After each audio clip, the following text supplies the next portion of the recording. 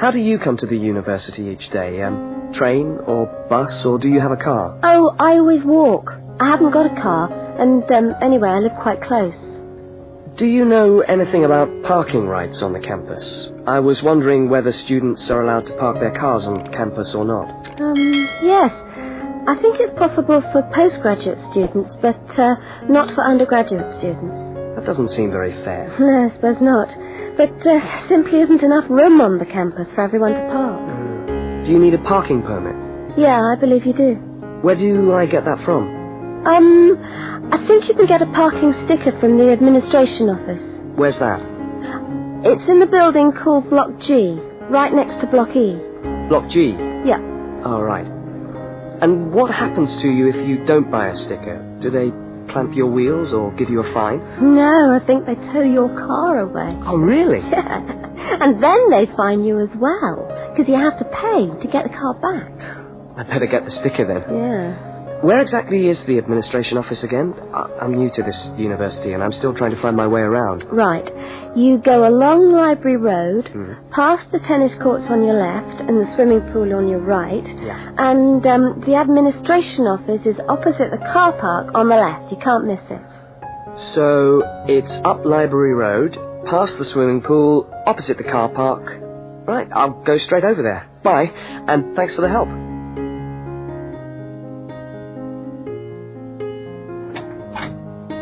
Good morning.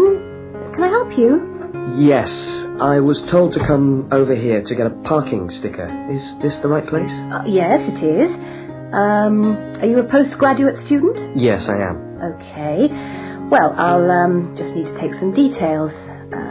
Your name? Richard Lee. That's spelt L-E-E. Richard Lee. And the address? Flat 13, 30 Enmore Road. How do you spell Enmore? E-N-M-O-R-E. And that's in the suburb of Newport. N-E-W-P-O-R-T. Mm-hmm. Faculty? I beg your pardon? Which faculty are you in? Oh, architecture, the Faculty of Architecture. Right. And the registration number of your car? Let me see. LXJ50... Oh, no, sorry. I always get that wrong. It's LJX058K. LJX508K? No, 058K. And what make is the car? It's a Ford. A Ford, fine. Well, I'll just get you to sign here, and when you've paid the cashier, I'll be able to issue you with a sticker. Right. Where do I pay? Just across the corridor in the cashier's office. Oh, but it's 12:30 now, and they close at 12:15 for lunch. But they open again at 2:15 until 4:30. Oh, they're not open till 2:15. No. When you get your sticker, you must attach it to the front windscreen of your car. I'm afraid it's not valid if you don't have it stuck on the window. Right, I see. Thanks very much. I'll just wait here then.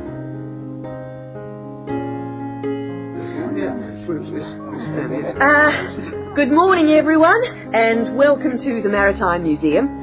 Now, before we commence our tour, I'd just like to tell you a little bit about the history of the museum. As you can see, it's a very modern building, built in the postmodern style, and it was in fact opened by the Prime Minister of Australia in November 1991.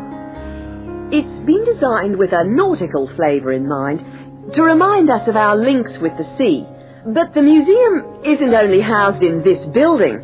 There are a number of historic ships docked outside in the harbour which form part of the museum, and which you are also free to visit. And we'll be coming to them shortly. I'd just like to point out one or two things of general interest while we're here. Handicapped toilets are located on this floor, and the door shows a wheelchair. The cloakroom, where you can hang your coat or leave your bags, is just behind us here. The education centre is on the top floor, and there's a good little library in there which you might like to use. Follow the signs to the education centre. You'll see a lot of little green arrows on the wall. The green arrows will take you there. The information desk, marked with the small letter I on your plan, is located right here in the foyer. So if you get separated from your friends, I suggest you make your way back to the information desk because we'll be returning to this spot at the end of the tour. All right? Now, if you look out this window, you should be able to see where the museum's ships are docked. If you want to go on a tour of the old ship, the Vampire, she's docked over there, and you should meet outside on the quay. However, a word of warning. I don't recommend it for the grandmas and grandpas because there are lots of stairs to climb. Right now, let's move on. Oh, I almost forgot to give you the times for that tour. Now, tours of the Vampire run on the hour, every hour. All right?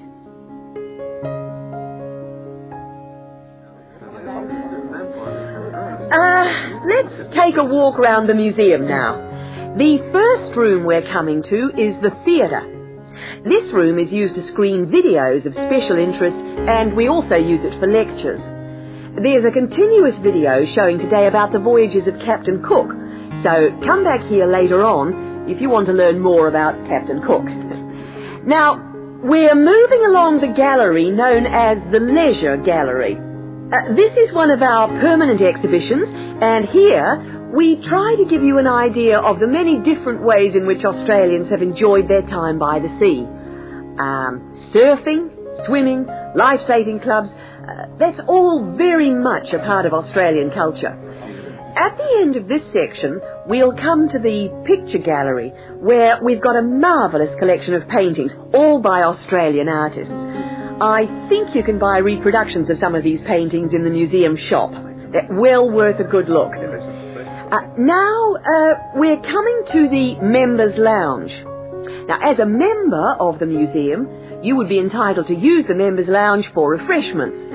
Membership costs $50 a year or $70 for all the family. So, it's quite good value because entry to the museum is then free.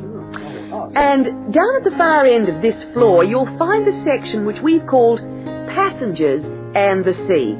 In this part of the museum, we've gathered together a wonderful collection of souvenirs from the old days when people travelled by ship.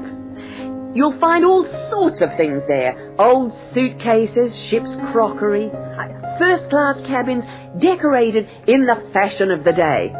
Just imagine what it must have been like to travel first class.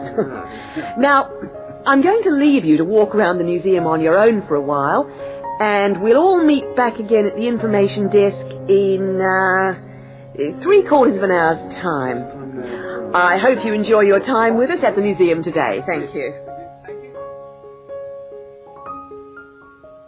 Okay, everybody. Good morning. Good morning. It's Mark's turn to talk to us today, so Mark, I'll ask you to get straight down to business. All right. Now, following on from what we were discussing last week in Susan's tutorial on approaches to marketing, you were going to give us a quick rundown on a new strategy for pricing, which is now being used by many large companies, known as revenue management, before we go on to your actual tutorial paper on sales targets. Is that correct? Yeah, okay, well... So, what exactly is revenue management? Well, it's a way of managing your pricing by treating things like airline tickets and hotel rooms rather more as if they were perishable goods. Yeah, I just tried to book a ticket yesterday for Perth, and would you believe there are 3 different prices for the flight? Right, and what was the rationale for that? Well, the travel agent said it depended on when you book and the length of the stay. Like, it's cheap if you stay away for a Saturday night, presumably because this isn't business travel, and even cheaper if you buy a ticket where you can't get a refund if you have to cancel. In that case, the ticket costs about half the price. You wouldn't think it would make that much difference, would you? Well, it does, and that's basically because the airlines are now treating their seats like a commodity. You see, if you want a seat today, then you pay far more for it than if you want it in 3 weeks' time. That seems rather unfair. Well, not really. When you think about it, that's just common sense, isn't it? I suppose so. What this actually means is that in the same row of seats on the same flight, you could have 3 people who have all paid a different price for their tickets. And is this just happening in Australia? No, it's the same all over the world. Airlines are able to market a seat as a perishable product with different values at different stages of its life. Well, like mangoes or apples at the market. Yeah, it's exactly like that. The fact is that the companies are not actually interested in selling you a cheap flight. They're interested in selling the seats and flying aeroplanes that are full. Mark, why do you think revenue management has come about? Well, as far as I can see, there are 2 basic reasons. Firstly, because the law has been changed to allow the companies to do this. You see, in the past, they didn't have the right to keep changing the prices of the tickets. And secondly, we now have very powerful computer programs to do the calculations, and so the prices can be changed at a moment's notice. So you mean 10 minutes could be critical when you're buying a plane ticket? Absolutely. That's right. Yeah. And I understand we've almost reached the stage where these computer programs that the airlines are using will eventually be available to consumers to find the best deals for their travel plans from their home computer. Heavens, what a thought. So the travel agent could easily become a thing of the past if you could book your airline tickets from home. Are there any other industries using this system, or is it restricted to the airline business? No, many of the big hotel groups are doing it now. That's why the price of a bed in a hotel can also vary so much, depending on when and where you book it. It's all a bit of a gamble, really. Yeah, and hire car companies are also using revenue management to set their tariffs, because they're also dealing with a commodity, if you like. So the cost of hiring a car will depend on demand. Well, thank you, Mark, for that overview. That No was trouble. well researched. Now, let's get on with your main topic for today.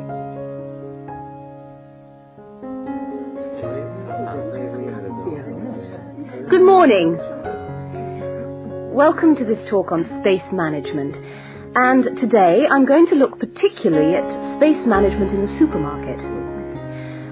Now, since the time supermarkets began, marketing consultants like us have been gathering information about customers' shopping habits. To date, various research methods have been used to help promote the sales of supermarket products. There is, for example, the simple and direct questionnaire, which provides information from customers about their views on displays and products, and then helps retailers make decisions about what to put where. Another method to help managers understand just how shoppers go around their stores are the hidden television cameras that film us as we shop and monitor our physical movement around the supermarket aisles. Where do we start? What do we buy last? What attracts us, etc. More sophisticated techniques now include video surveillance and such devices as the eye movement recorder. This is a device which shoppers volunteer to wear taped into a headband and which traces their eye movements as they walk around the shop, recording the most eye-catching areas of shelves and aisles. But with today's technology, space management is now a highly sophisticated method of manipulating the way we shop to ensure maximum profit. Supermarkets are able to invest millions of pounds in powerful computers which tell them what sells best and where. Now, an example of this is Spaceman, which is a computer program that helps the retailer to decide which particular product sells best in which part of the store. Now, Spaceman works by receiving information from the electronic checkouts, where customers pay, on how well a product is selling in a particular position. Spaceman then suggests the most profitable combination of an article and its position in the store. Now you have some time. So, let's have a look at what we know about supermarkets and the way people behave when they walk down the aisles and take the articles they think they need from the shelves. Now, here's a diagram of one supermarket aisle and 2 rows of shelves. Here's the entrance at the top left-hand corner. Now, products placed here at the beginning of aisles don't sell well. In tests, secret fixed cameras have filmed shoppers' movements around a store over a 7-day period. When the film is speeded up, it clearly shows that we walk straight past these areas on our way to the centre of an aisle. items placed here just don't attract people. When we finally stop at the centre of an aisle, we pause and take stock, casting our eyes along the length of it. Now, products displayed here sell well and do even better if they're placed at eye level so that the customer's eyes hit upon them instantly. Products here are snapped up, and manufacturers pay a lot for these shelf areas, which are known in the trade as hotspots. Naturally, everyone wants their products to be in a hotspot. But the prime positions in the store are the ends of the aisles, otherwise known as gondola ends. Now, these stand out and grab our attention. For this reason, many new products are launched in these positions, and manufacturers are charged widely varying prices for this privileged spot. Also, the end of an aisle may be used for promoting special offers, which are frequently found waiting for us as we turn the corner of an aisle. Well, now, eventually, of course, we have to pay. Any spot where a supermarket can be sure we are going to stand still and concentrate for more than a few seconds is good for sales. That's why the shelves at the checkout have long been a favourite for manufacturers of chocolates. Perhaps the most surefire impulse food of all.